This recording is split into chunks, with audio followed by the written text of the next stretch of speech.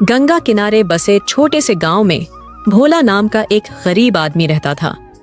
भोला की जिंदगी संघर्षों से भरी थी। वह बचपन से ही मेहनत करता आ रहा था, लेकिन गरीबी उसका साथ नहीं छोड़ रही थी। उसके माता पिता खेतों में मजदूरी करते थे और जब वह भी उन्हीं की तरह मजदूरी करने लगा। भोला की शादी कम उम्र में हो गई थी और कुछ सालों में उनके 2 बच्चे हो गए। परिवार बढ़ने के साथ खर्चे भी बढ़ने लगे, लेकिन मजदूरी से घर चलाना मुश्किल हो रहा था। कई बार पेट भरने के लिए सिर्फ पानी पीकर ही सोना पड़ता। एक दिन जब भोला को काम नहीं मिला तो वह उदास होकर गांव के चौपाल पर बैठ गया। वहीं एक बूढ़े दादाजी बैठे थे, जो गांव के सबसे समझदार इंसानों में से एक थे। उन्होंने भोला से पूछा, बेटा इतना उदास क्यों है?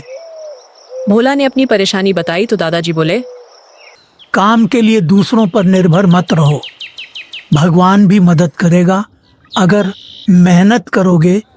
भोला को उनकी बात दिल को छू गई। उसने सोचा कि क्यों ना अपनी चाय की दुकान खोली जाए। मगर दिक्कत यह थी कि उसके पास पैसे नहीं थे। उसने अपनी पत्नी से इस बारे में बात की। विमला ने अपने बचाए हुए कुछ पैसे भोला को दिए और गांव के एक दोस्त से उसने थोड़ा और उधार लिया।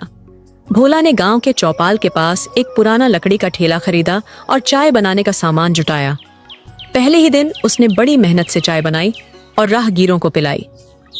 शुरुआत में ग्राहक कम आए, लेकिन उसकी चाय की खुशबू और स्वाद धीरे धीरे लोगों को आकर्षित करने लगी। कुछ ही महीनों में भोला की चाय की दुकान मशहूर हो गई।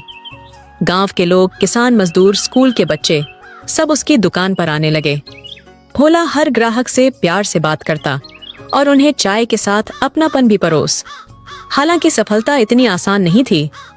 कई बार पुलिस वाले उससे दुकान हटाने को कहते, तो कभी गांव के बड़े लोग उसे तंग करते, लेकिन भोला ने हार नहीं मानी। उसने धीरे धीरे पैसे बचाए और पक्की दुकान बनाने की सोची। कुछ सालों बाद भोला ने अपनी छोटी सी पक्की दुकान बना ली। अब उसकी दुकान पर बिस्कुट, समोसे और ब्रेड पकड़े भी मिलने लगे। उसका परिवार खुशहाल हो गया। बच्चे स्कूल जाने लगे और पत्नी को भी उसने दुकान में मदद करने के लिए साथ रखा। एक दिन वही बूढ़े दादाजी फिर से उसकी दुकान पर आए। उन्होंने मुस्कुराते हुए कहा, बेटा मैंने कहा था ना कि मेहनत करने वालों को भगवान भी मदद करता है। भोला ने कहा, दादाजी आपकी बात ने मेरी जिंदगी बदल दी।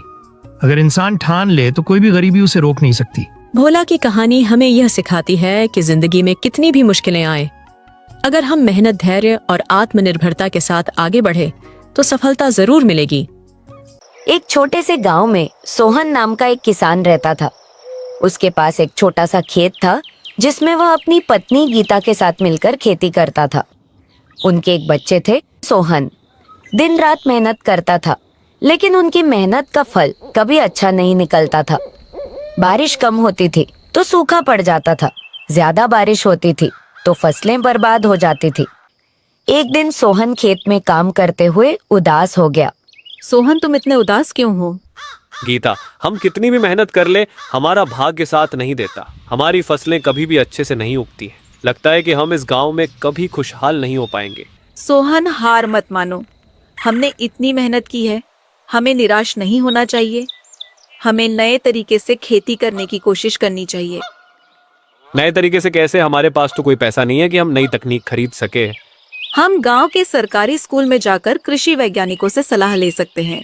शायद वे हमें कुछ अच्छे सुझाव दे सके। सोहन को गीता की बात अच्छी लगी। अगले दिन वे दोनों गांव के स्कूल गए और वहां के कृषि वैज्ञानिक से मिले। वैज्ञानिक ने उन्हें बताया कि उनकी मिट्टी में नाइट्रोजन की कमी है। उन्होंने उन्हें बताया कि कैसे वे अपनी फसलों में जैविक खाद का इस्तेमाल करके नाइट्रोजन की कमी को पूरा कर सकते हैं। सोहन ने वैज्ञानिक की बातों को ध्यान से सुना और उन्हें धन्यवाद दिया। घर लौटकर उन्होंने गीता के साथ मिलकर जैविक खाद बनाने का काम शुरू किया। उन्होंने गांव के अन्य किसानों को भी जैविक खेती के बारे में बताया। अगले साल सोहन ने जैविक खाद का इस्तेमाल करके अपनी फसल उगाई। उनकी मेहनत रंग लाई और उनकी फसल बहुत अच्छी हुई।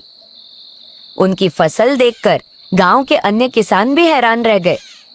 उन्होंने